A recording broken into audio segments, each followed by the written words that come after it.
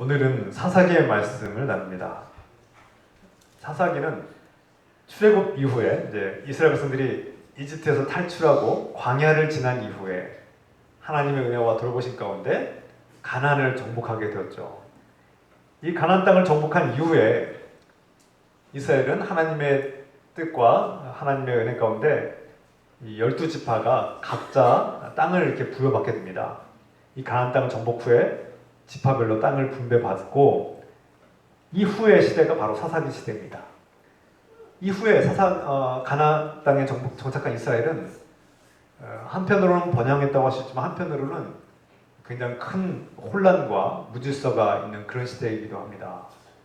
그래서 사사기의 성경을 말씀 보면 이 사사기의 저자가 볼 때 이 시대는 무질서와 혼돈의 시대였다. 왜 그럴까요? 가나안 땅을 정복한 것은 어떤 면에서는 축복입니다. 번영이었습니다. 기존에 있던 토착민들을 원주민들을 다 몰아내고 그 땅을 차지한 것은 하나님의 은혜로 된 것이죠. 그런데 이 모세와 여호수아가 이 통치자, 이 지도자들이 카리스마 있는 지도자들이 다 죽고 이제 사라진 뒤에 이스라엘을 하나로 결집할 만한 그런 힘 있는 리더가 나오지 않았던 것입니다. 그리고 이때만 해도 왕이 서지 않았던, 아직 왕권이 제도가 성립되지 않았던 그런 시대였습니다. 그런데 무엇보다 더 큰 문제는 이스라엘 백성이 가나안 땅은 정복했을지 모르지만 불행하게도 그들의 정신과 영혼은 가나안에 의해서 지배를 당하고 만다는 것입니다. 그것이 사사기의 말씀이죠. 그들이 땅은 정복했을지 모르지만 역으로 그들이 가나안의 우상 숭배에 의해서 지배를 당하고 말았던 것이죠. 결국 이스라엘은 이 가나안의 토착 종교들과 이 바알과 아세라와 같은 이런 이방 이교도들과 혼합이 되었고 이 야훼 하나님만을 믿고 섬기는 이스라엘 백성들이 하나님의 은혜로 가나안 땅을 정복했음에도 불구하고 하나님을 잊어버리게 됩니다. 그리고 바알과 아세라, 풍요의 신들을 따라가는 그런 우상 숭배에 흡수되고 마는 것이죠. 이것은 단적으로 표현하면 하나님을 배반했다고 할 수 있는 것입니다. 이런 측면에서 우리가 겉으로 볼 때는 성공하고 부유해지고 번영하고 발전한 것이 마치 큰 축복인 것처럼 우리가 말하고 돈을 많이 벌고 성공하는 것들이 사업이 잘 되는 것이 마치 하나님께로부터 복을 받았다라고 말할 수 있을지 모르겠지만 정작 그들의 신앙이 폐허가 되고 영적으로 패배하면 과연 그것이 성공이냐, 그것이 과연 축복이냐라고 우리가 되물어봐야 될 것입니다. 이스라엘 백성들에게 있어서 이 가나안 정복은 하나님의 은혜였고 축복이라고 생각했지만 오히려 영적으로 무장되지 않았고 하나님과의 온전한 관계가 훼손되면서 가나안의 우상 숭배에 빠졌던 이스라엘 백성들은 오히려 쇠멸의 길로, 파멸의 길로 걷고 있었던 것입니다. 이런 측면에서 볼 때 그리스도인들이 세상에서 형식적으로 지배적인 위치에 서 있기도 하고 뭐 이렇게 권력을 잡거나 어떤 성공의 자리에 앉거나 여러 가지로 성공했다고 우리가 자부할 수는 있을지 모르겠지만 영적으로 볼 때, 내적으로 볼 때 정신적으로나 문화적으로 변화를 시키지 못하고 오히려 실질적으로 그 이교도의 우상숭배 문화에 끌려가고 흡수되어 버리면 실패하고 만다는 것입니다. 겉으로는 성공했다고 자부할지 모르지만 내적으로 정신적으로 하나님으로부터 멀어지게 된다는 것이죠. 그러므로 그리스도인들은 이 세속의 문화를 분별할 줄 알아야 되고 또 끌려가지 않아야 됩니다. 반대로 오히려 세상의 문화를 이끌어갈 수 있는, 변화시킬 수 있는 그런 그리스도인들로 살아가야 합니다. 우리가 겉으로는 종교 생활, 기독교 생활, 이렇게 예배 생활을 하고 있다고 하지만 내적으로는 세상 문화에 흡수되어서 세상에 똑같은 세상 사람들과 별반 다를 바 없는 똑같은 이교도들과 살 수 있다는 것입니다. 오늘 본문의 말씀을 통해서 혼돈과 무질서 속에서 하나님은 이스라엘 백성들을 그들을 구원의 길로 이끌어 가시는 분임을 우리가 성경을 통해서 발견하게 됩니다. 이 혼돈과 무질서 속에서 하나님이 과연 그들과 함께 하시는가 의문이 들 정도로 혼란스러운 이 시대에 하나님께서는 기도를 통해서 말씀하고 있다는 것입니다. 오늘 본문에 나오는 기드온이라는 인물은 누구입니까? 또 어떤 사람입니까? 이 기드온은 먼저 12지파 중에 이스라엘 12지파 중에 한 지파, 므낫세 지파 중에 한 가문, 또 아비엘셀 집안 사람의 요아스의 아들이었다. 그렇게 표현하고 있죠. 그렇게 소개하고 있습니다. 여러분, 우리가 도시에 살지만 고대에 우리가 농촌 사회에 있을 때 밀을 수확하거나 쌀을 수확할 때 어떻습니까? 기쁘죠. 추수는 농부들의 가장 큰 기쁜 날입니다. 그런데 이 밀을 추수하거나 타작하는 일이 동네 사람들과 함께 기뻐하고 노래를 부르고 막 꽹과를 치고 흥겹게 추수를 해야 되는 것인데 웬일인지 이 기드온은 밀을 추수하고 나서 포도주 틀에 숨어서 그 포도주 틀에서 몰래 숨어서 밀 이삭을 타작하고 탈곡하고 있었다. 그렇게 묘사하고 있습니다. 11절 말씀이죠. 왜 그랬을까요? 기드온이라는 이 남자가 농부로 여겨지는데 이 농부가 왜 이렇게 포도주 틀에 숨어서 밀 이삭을 탈곡하고 있을까요?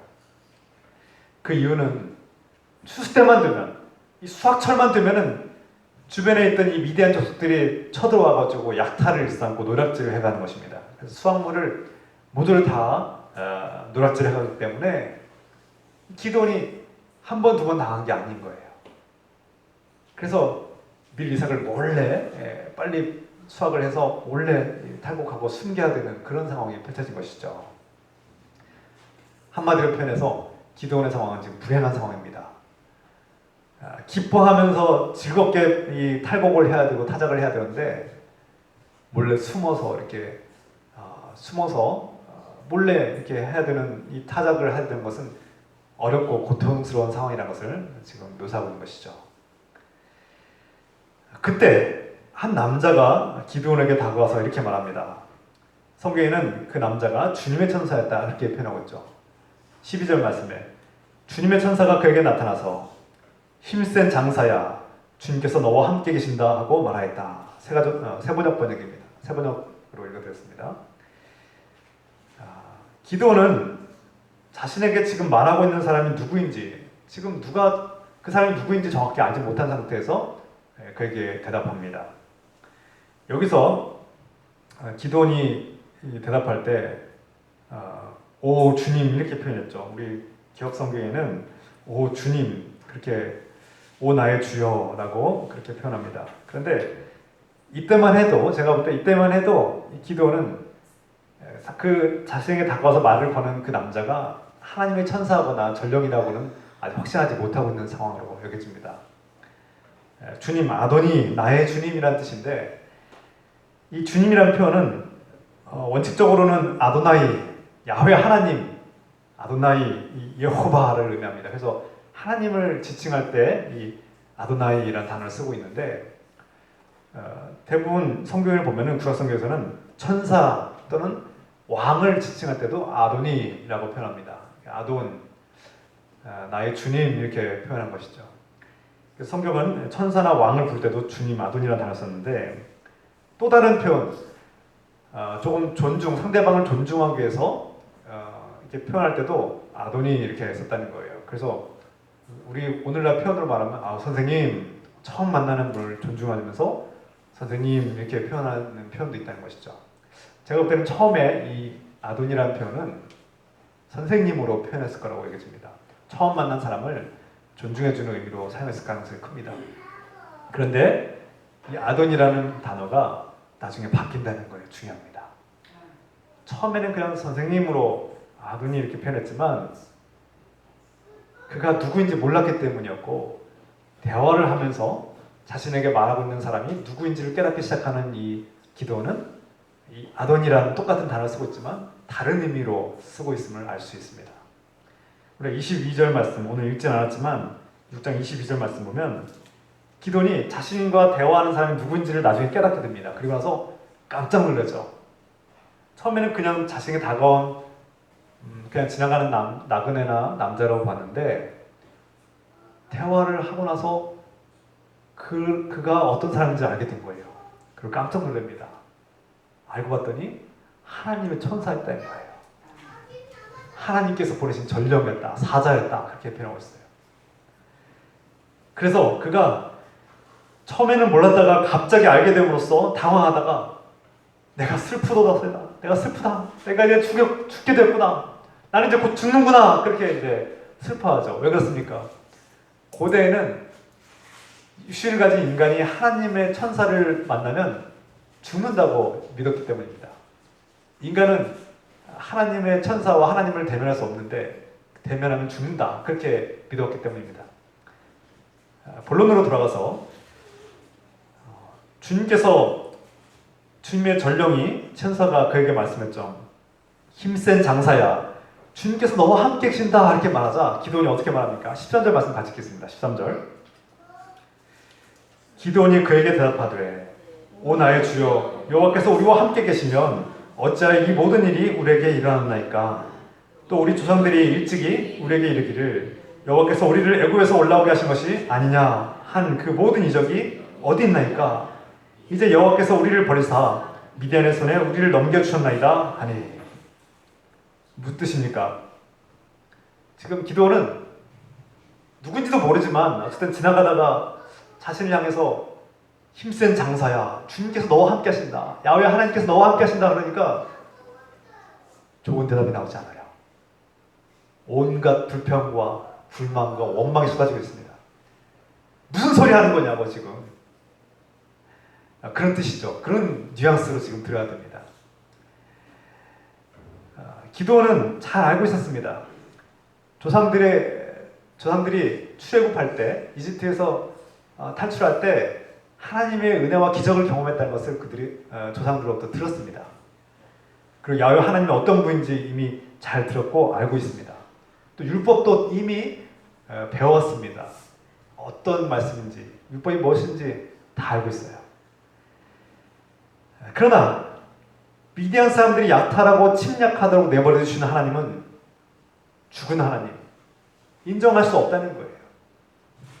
그분이 정말 살아계시다면, 야훼 하나님이 정말 우리 조상들의 하나님이 살아계시다면 우리가 왜 미디안으로부터 이렇게 침략을 당하고 고통을 당하고 이렇게 노략질을 당해야 됩니까?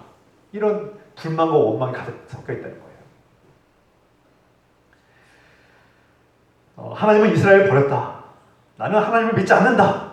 하나님은 듣긴 들었지만, 그가 어떤 분인지 많이 들었지만 나는 만난 적도 없고 믿을 마음도 없다, 그런 뜻이죠. 겉으로는 이스라엘 백성, 하나님의 후손, 아브라함의 후손, 하나님이 택한 백성이라는 자부심을 가진 이스라엘 백성이었지만 내적으로 볼 때 그 안에는 믿음이라고 찾아볼 수 없었습니다. 그리고 하나님은 나하고 상관없는 사람입니다. 그것이 기드온의 고백에 담겨 있는 것이죠. 오늘날 우리 주변에도 이 기드온과 같은 사람들을 종종 만날 수 있습니다. 그들은 하나님에 대해서 얘기를 많이 들었습니다. 하나님은 어떤 분이다, 설교도 들어봤고 교회도 다녀봤고 성경도 심지어 읽어봤던 사람들이 있습니다. 그런데 정작 하나님을 만난 적이 없습니다. 하나님과 관계를 맺은 적이 없고, 하나님이 정말 살아계신다면 왜 나에게 이런 고통과 실패가 찾아왔느냐고 불평하고 원망이 가득한 사람들이 많다는 거예요. 그래서 거칠게 표현하고 반박합니다. 하나님이 우리를 버린 것이 아니냐. 정말 하나님이 살아계신다면 왜 이 땅에 이렇게 불행한 일들이 반복해서 일어나고, 왜 나에게는 하나님을 믿고 내가 하나님께 얼마나 내가 헌신하고 수고했는데 내 삶은 이 모양이냐라고 원망하고 불평하는 사람들이 꽤 많이 있다는 것이죠. 여러분 어떻습니까? 기드온과 같이 내 요구, 자신의 요구를 들어주지 않는 하나님은 하나님이 아니다라고 부정하시는 분 계십니까? 하나님이 정말 살아계시고 나를 사랑하신다면 왜 내 가정을 이 모양으로, 왜 내 직장과 사업장을 이 모양으로 내버려 두십니까? 왜 나는 이 진로가 실패할 수밖에 없고, 왜 나의 사업장과 나의 직장에서는 왜 이렇게 내 고통을 당해야 되는가? 왜 하나님은 내가 그토록 그때 어려운 순간에 그 위기 속에서 도와달라고 했는데 왜 나를 도와주지 않으셨는가 하고 원망하시는 분 계십니까? 내가 하나님께 그토록 헌신하고 내가 주일 성수를 하고 헌신하고 수고했는데 나에게 돌아온 건 뭐냐라고 이렇게 불평하고 원망하는 형식적인 믿는 자들이 있다는 것입니다. 기도원이 바로 그랬습니다. 아브라함의 후손이고 아브라함이 혈통을 가지고 있고 12지파에 속한 므낫세 지파의 아들이었지만 그는 하나님을 믿지 않는다고 원망하고 있는 것이죠. 이는 마치 어린아기가 자신의 욕구를 채워주면 부모로 인정하고 자신의 요구를 들어주지 않는 부모는 부모가 아니라고 말하는 것과 비슷합니다. 마치 어린아이가 엄마 아빠가 뭐 사달라는 거 사주고 해달라는 거 다 해주면 아유 좋은 엄마 좋은 아빠고 사달라고 요구하는데 안 사주고 안 해주면은 미워하고 넌 내 부모가 아니야 라고 말하는 것과 똑같지 않을까요? 저는 그렇게 생각해 봅니다. 우리가 기도원을 볼 때 기도원이 하나님에 대해서 들었다. 하나님 말씀도 들었고 성경도 읽었고 율법도 알고 있고 내가 조상들 간증도 내가 다 들었다. 내 할아버지의 간증도 다 들었다. 그러나 나는 하나님 믿지 않는다. 이렇게 말하고 있는 것이죠. 그런 하나님이라면 미디안이 우리를 공격하고 우리를 짓밟는데 내버려두는 하나님이라면 나 믿지 않겠다라는 것입니다. 하나님을 지적으로 동의하고 하나님을 안다고 말은 하지만 진정한 하나님을 믿고 사는 것은 다르다는 것을 알게 됩니다. 내가 복음도 들었고 예수 그리스도가 누군지도 들었고 성경도 읽어서 안다. 내가 설교도 수없이 들어서 예수님에 대해서 잘 알고 있다라고 말은 하지만 우리 마음속에 예수님이 없다면 예수님과 관계가 있지 않고 예수님에 의지하면서 그 믿음으로 살지 않는다면 그는 예수님의 자녀가 아니라는 것입니다.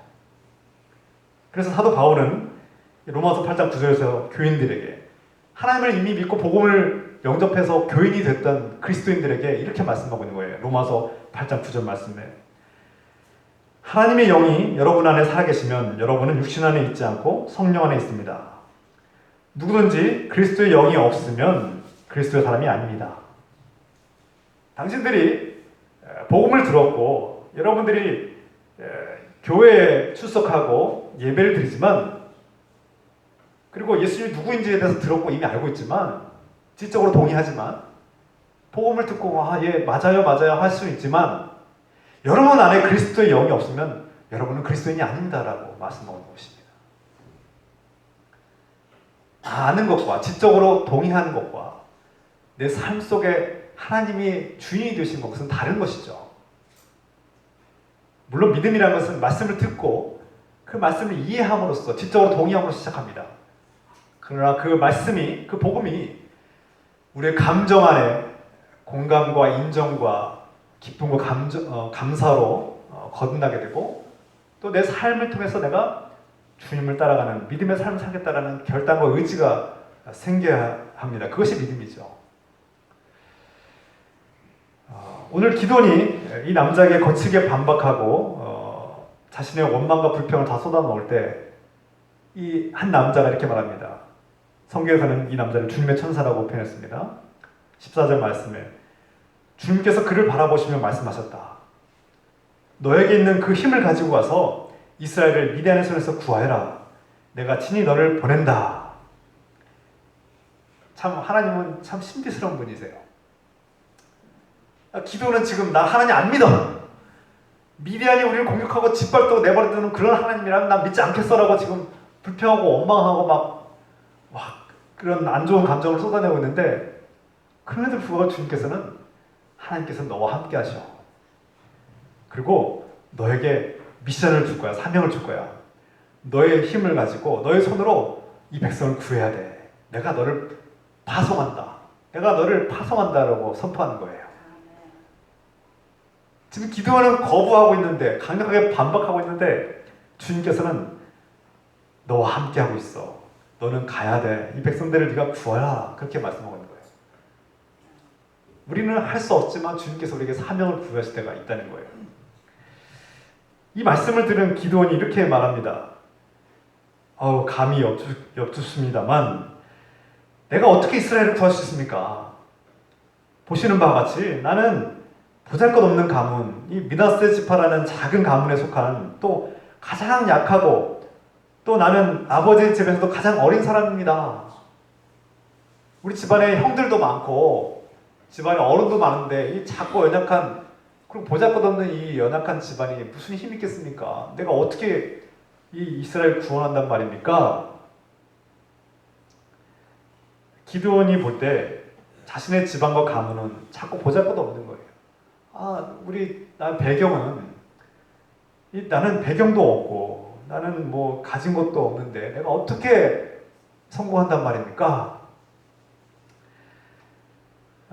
그가 생각할 때 이 미디안 족속과 싸우려면 힘 있는 집안, 크고 규모가 있는 능력 있는 집안, 그리고 자신이 어린 사람이 아니라 그 집안에서도 어른격 리더가 되어야지만 이 싸움에서 뭔가 좀 해볼 만하지 않겠느냐 그렇게 생각하고 있는 것이죠. 지극히 인간적인 생각입니다. 그러나 대부분의 사람들은 다 이렇게 생각하죠. 미디안 족속과 싸우려면 군사력이 필요하지. 그에 필적할 만한 군사력이 나에게 없는데 어떻게 나보고 싸워서 이기란 말입니까? 하고 반박하는 것이죠. 주님, 제가 부모를 잘 만났습니까? 아니면 집안이 부자입니까? 아니면 제가 무슨 능력이 있습니까? 제가 뭘로 제가 주님께 영광을 나타낸단 말입니까? 우리는 항상 이런 식의 불만을 한다는 것입니다. 하나님의 말씀을 듣고 하나님께서 가라고 명령하지만 기드온은 여전히 자기 생각과 자기 주장을 고집하고 나에게 필요한 것은 군사력이라고 말하고 있는 것입니다. 나에게 필요한 것은 군사력이다.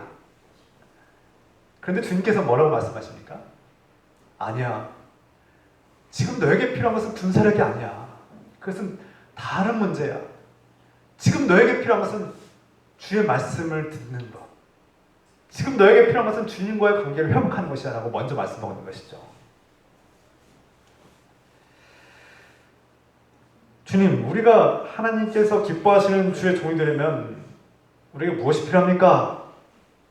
돈이 필요합니까? 아니면 건강이 필요합니까? 아니면 힘 있는 권력이 필요합니까? 사람들은 가끔씩 로또라도 당첨됐으면 좋겠다. 내가 교회 헌금하게. 내가 좀 권력자, 우리 교회도 무슨 국회의원이나 어떤 능력 있는 시장이나 큰 능력 있는 사람이 와서 막 교회를 막 싣고 밀었으면 좋겠다. 과연 우리에게 그게 필요합니까? 우리에게 필요한 건 돈과 권력과 힘이 아니라 하나님과 관계를 회복하는 것입니다. 우리에게 먼저 필요한 것은 군사력이 아니라 주님과의 믿음을 회복하는 것입니다. 바로 이것이 주님의 말씀이죠. 그럼에도 불구하고 많은 사람들이 특히 그리스도인들 중에도 하나님 말씀을 수없이 듣지만 그 말씀을 지적으로 동의하는 데 끝나고 여전히 인생의 고민들과 문제들을 자신의 힘으로 세상의 방법으로 믿지 않는 사람들과 똑같은 방법으로 해결하려고 여전히 고군분투한다는 것입니다. 여기에 문제가 있다는 것입니다. 가나안 땅은 정복했을지 모르지만 가나안 땅에 숭배하고 있는 그 토착 주민들의 우상들, 바알과 아세라를 섬기는 그들의 문화에 똑같이 흡수되고 혼합되어 버리고 그들과 별반 다를 바 없이 똑같이 지내는 것이 어떻게 하나님을 믿는 사람다운 모습입니까? 우리가 하나님을 믿는다고 하면서도 세상 사람들처럼 믿지 않는 사람들처럼 똑같이 인생의 문제를 해결하려고 한다면 무엇이 다르겠습니까? 오늘 말씀 중에 하나님께서 기드온에게 하신 말씀 중에 너의 힘을 가지고 구원해라. 너의 힘을 가지고 이스라엘을 구원해라. 이 말씀이 반복됩니다. 저 이 말씀이 참 의문이 들었습니다. 주님께서 왜 기드온에게 자꾸 힘센 장사야. 너의 힘을 가지고 이스라엘을 구원해라. 자꾸 이 말씀을 하신 걸까요? 이 농부에 불과한 이 기드온이라는 이름 안에는 벌목꾼이라는 단어가 그런 뜻이 담겨 있는데 중요한 것은 왜 그가 힘센 장사야 너의 힘으로 백성을 구하라 이렇게 말씀하시는 걸까요? 주님이 주신 힘으로 구해라 이렇게 말씀하지 않고 내가 너에게 힘과 능력을 줄 테니까 주님께서 주신 능력으로 모세에게는 기적의 지팡이를 주셨는데 왜 기드온에게는 아무것도 주지 않고 어떤 무기를 준 것도 아니고 어떤 능력을 주신 것도 아니고 아무것도 주지 않으셨어요. 이 말씀을 듣고 있지만 주님께서는 기드온에게 주신 것이 아무것도 없다고 성경에서는 적어도 그에게 특별한 것을 주셨다는 말이 없습니다. 그리고 너의 힘으로 구하해라 그렇게 말씀하고 있다는 거예요. 이 말씀을 묵상하면서 하나님께서 이미 기드온에게 이 상황을 해결나갈 힘과 능력을 주셨다고 말씀하고 있는 것입니다. 다시 말해서 하나님은 이미 우리에게 필요한 힘과 능력을 주셨고 스스로의 노력을 통해서 이 고난과 문제들을 해결해 나갈 수 있다고 말씀하시는 거예요. 너에게 이미 충분한 지혜를 주셨어. 하나님께서 이미 너에게 충분한 건강을 주셨어. 그 문제를 해결할 만한 힘과 능력이 너에게 충분히 있단다. 이미 너에게 좋은 사람들을 함께 붙여주었어. 너는 충분히 해낼 수 있어 라고 말씀하시는 게 아닐까요? 그러므로 우리가 믿음이라는 무엇일까요? 우리에게 적어도 믿음이 있다면 하나님께서 나에게 무엇을 주셨는지를 깨달을 수 있어야 합니다. 하나님께서 나에게 어떠한 달란트를 주셨는가? 하나님께서 나에게 어떠한 능력을 주셨고 어떠한 힘과 어떠한 동료들을 주셨는지를 우리가 깨달아야 될 필요가 있다는 거예요. 나는 못합니다. 나는 할 수 없습니다. 나에게 힘과 돈과 능력도 없습니다라고 말할 수 있지만 그게 사실일 수도 있습니다. 그러나 믿음의 눈으로 돌아보면 우리에게는 이미 많은 것을 주셨다는 거예요. 하나님께서는 이미 기드온에게 충분한 힘을 주셨다는 겁니다. 그러므로 기드온에게 필요한 것은 힘과 군사력이 아니라 순종함, 주의 말씀에 순종함이 그에게 필요한 것입니다. 하나님께서는 우리가 감당할 고난만 허락하신다고 말씀하셨습니다. 너희가 감당할 고난만 허락하시고 너희가 감당하지 못할 고난은 피하게 하신다고 말씀하십니다. 주님은 또 기드온에게 말씀하십니다. 16절 말씀 같이 읽겠습니다. 16절입니다. 여호와께서 그에게 이르시되 내가 반드시 너와 함께하리니 네가 미디안 사람 치기를 한 사람을 치듯 하리라 하십니다.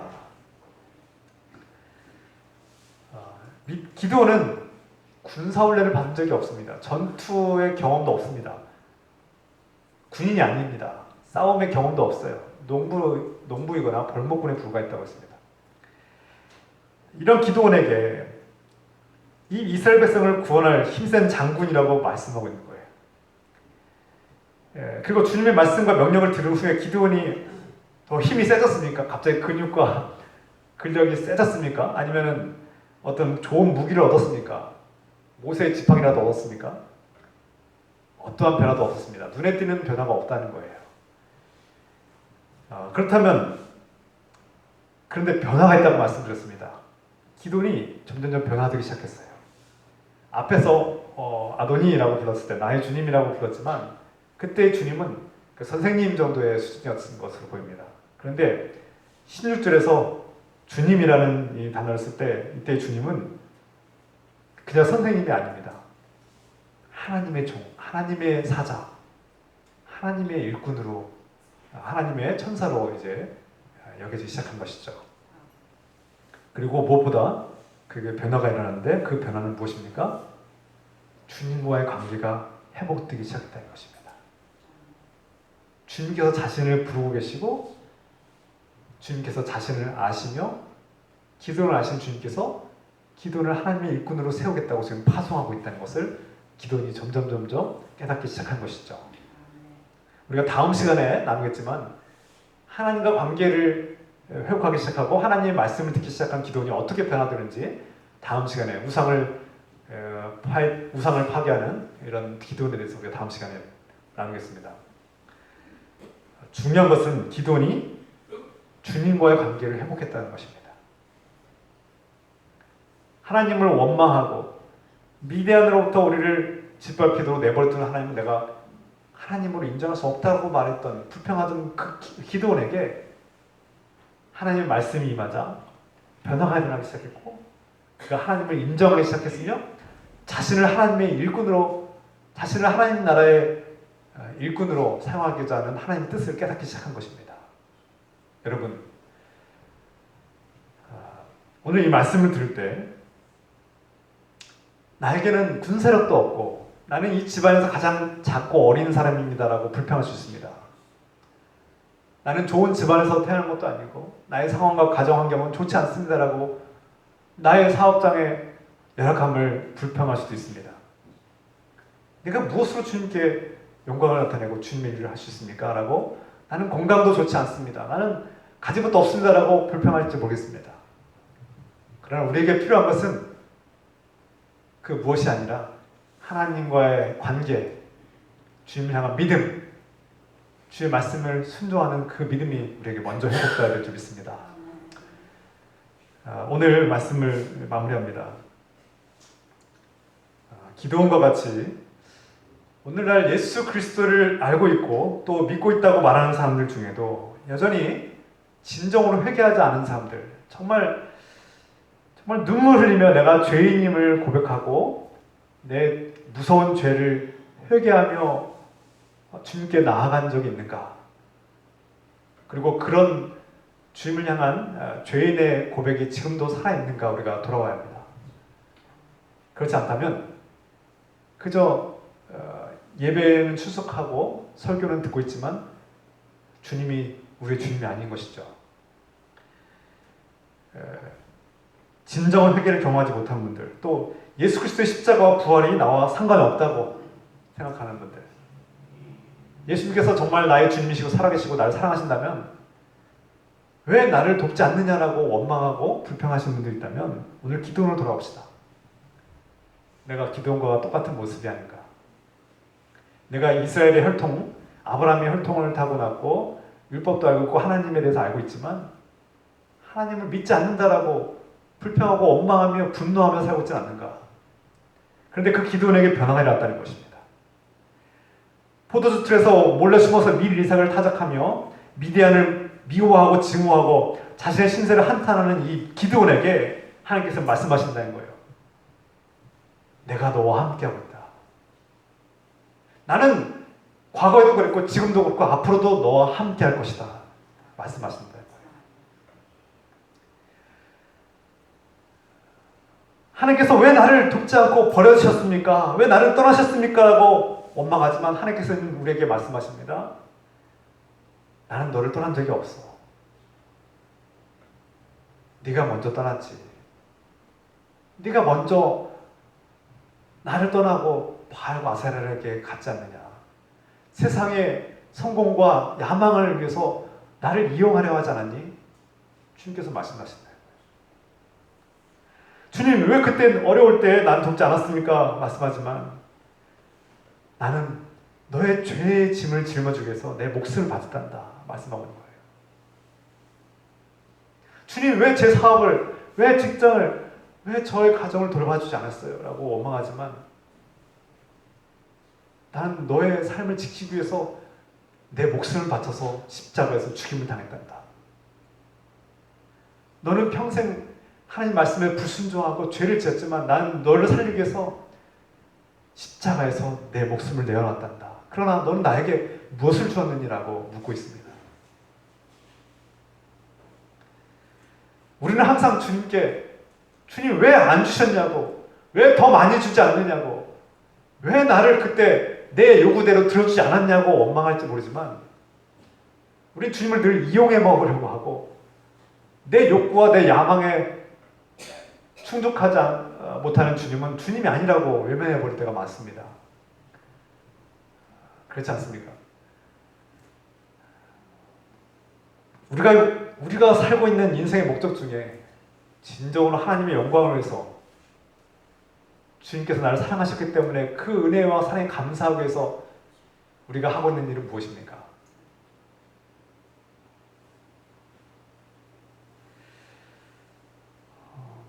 너는 오늘도 너의 욕심을 채우기 위해서 달려가고 있고 너의 욕심을 채우기 위해서 전력 투구하고 있느라 나를 보지 않고 내가 그토록 너를 기다리며 내가 너를 돌아오라고 그렇게 외쳤건만 너는 나를 외면하지 않았니? 라고 주님께서 우리에게 말씀하고 있습니다. 기도원이 그 말씀 드린 것이죠. 나는 너와 항상 함께 있단다. 나는 너를 미디안으로부터 구원하기를 원한다. 그 말씀하고 있는 거예요. 그리고 말씀하고 있습니다. 나는 너와 함께 할 것이고 너를 반드시 도와줄 것이다.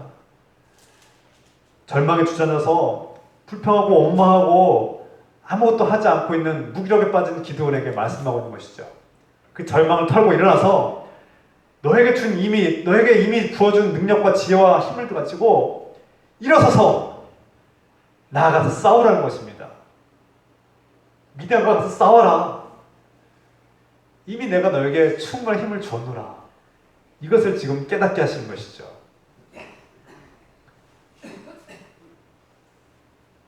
저와 여러분들에게는 여전히 부족한 게 많습니다. 우리는 내세울 것도 많지 않고요.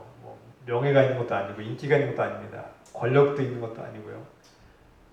자랑할 만한 부유함도 있지 않습니다. 뭐 하나를 하려고도 늘 전전긍긍해야 되고 고민을 많이 해야 되죠. 하나 부족한 것만 눈에 띕니다.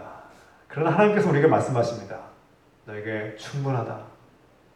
이미 너의 건강도 충분하고 이미 내가 가진 것들도 충분하고 이미 내가 누리고 있는 것들도 충분하다.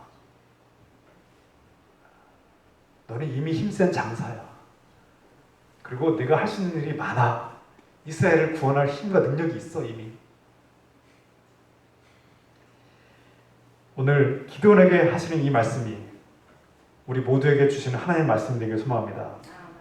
그래서 기드온을 찾아오신 주님께서 또 그에게 말씀하신 주님께서 오늘 저와 여러분들에게도 말씀하시고 우리에게 생명을 여신 주 예수 그리스도의 은혜와 사랑과 축복이 가득하기를 주 예수 그리스도의 이름으로 축원합니다. 기도합시다. 사랑의 하나님, 오늘 하나님께서는 기드온에게 찾아오셨습니다. 그런데 기드온은 하나님을 원망합니다. 정말 하나님이 살아계신 분이라면 왜 우리를 미디안의 손에 약탈하고 침략하고 내버려 두시고 이렇게 짓밟히도록 내버려 두셨습니까? 그는 계속해서 하나님을 원망하고 불평했습니다. 그런데 하나님께서는 나는 너를 떠난 적이 없다. 나는 너와 항상 함께했고 나는 너를 도와주기 위해서 왔고 너에게 이미 힘을 주었노라. 너는 그 힘으로 이스라엘을 구원할 수 있다. 용기를 부어주셨습니다. 주님, 기드온에게 말씀하시고 기드온을 변화시키시며 기드온과 함께 하신 주님, 기드온을 깨닫게 하신 주님, 오늘도 우리가 기드온과 같이 주의 말씀을 듣고 깨닫기를 원합니다. 과거에도 함께 하셨고 지금도 함께 하시며 앞으로도 함께 하실 주님께 감사하며 나아갑니다. 우리를 위해서 생명을 내어주셨고 이 모든 것을 다 내어주신 예수 그리스도의 은혜와 사랑에 감사하며 우리 한번 기도합시다. 주여 하나님 아버지, 하나님 아버지, 우리가 기도원과 같은 우리의 연약함과 어리석음을 깨닫습니다. 우리가 하나님을 안다고 말하고 하나님의 말씀도 안다고 하나님의 말씀 들었다고 말은 하지만 하나님을 원망하며 살지 않았는지요. 내 요구대로 내 뜻대로 되지 않으면 하나님이 아니라고 필요 없다고 말하지는 않았는지요. 주님, 내 욕심을 채우지 않는 하나님은 하나님이 아니라고 외면하지 않았는지요. 오히려 세상의 우상들에게 눈을 돌리지 않았습니까? 우리가 하나님이 우리를 떠난 것이 아니라 우리가 하나님을 떠났음을 깨닫게 됩니다. 주님, 복음을 듣고 복음을 알고는 있지만 그 복음대로, 그 복음의 능력대로 살지 못하는 것을 세상의 방법대로, 세상의 나의 방법대로, 내 생각대로 내 인생을 살려고 했던 우리 어리석음과 연약함을 고백합니다. 주님, 우리를 깨닫게 해주시옵소서. 주의 말씀을 깨닫게 해주시고 듣게 하옵소서. 주님, 기도와 같은 우리의 연약함을 고백합니다. 주님을 오해했고 우리와 항상 함께하며 우리의 고통의 짐을 짊어지고 우리의 죄악과 죽음의 죄를 짊어지고 가신 주님을 우리가 알아보지 못했고 우리에게 오신 주님은 당신은 주님이 아니라고 외면했습니다. 주님께서 나에게 오신 주님은 힘도 없고 능력도 없고 권세도 없고 그래서 우리는 주님을 외면할 때가 너무나 많았습니다. 나의 요구대로 들어주지 않는다고, 나의 기도를 응답하지 않는다고 원망한 적이 너무나 많습니다. 복음을 듣고 알고는 있지만 성경도 알고는 있지만 그 복음의 능력을 따라 복음의 능력으로 살지 못했음을 고백합니다. 주님, 우리 안에 복음의 능력이 회복되게 도와주시고 나에게 필요한 것은 돈과 명예와 권력이 아니라 주님과의 관계가 먼저 회복되는 것이며 믿음이 회복된 것이 먼저임을 깨닫습니다. 오늘 기도원에게 믿음을 회복시켜 주시고 주님과 관계를 회복시켜 주시며 말씀을 통해서 그들 깨닫게 하시는 주님, 오늘 우리에게도 말씀하시고 깨닫게 해주시며 주님과의 관계가 믿음이 회복되게 하여 주시옵소서. 그래야 용감하게 담대하게 싸워 이기고 승리하는 하나님의 놀라운 은혜가 충만한 일꾼 되게 하옵소서. 이제는 기도원에게 임하시고 말씀하신 그를 주님의 큰 일꾼으로 사용하신 우리 하나님 아버지, 우리 주 예수 그리스도의 크신 은혜와 우리의 모든 죄악과 죽음의 그 문제를 해결해 주시기 위해서 아들 예수 그리스도를 땅에 보내주신 하나님 아버지의 놀라우신 사랑하심과 이 모든 것을 깨닫게 하시고 하나님의 크신 사랑을 깨닫게 하시는, 그리고 삶의 용기를 주시고 일어나 싸우게 하시는 성령님의 교통과 역사하심이 오늘 분교의 모든 성도들과 그 가정과 거룩한 자녀들 위해 이제로부터 영원토록 함께 해주시기를 간절히 축원하옵나이다. 아멘.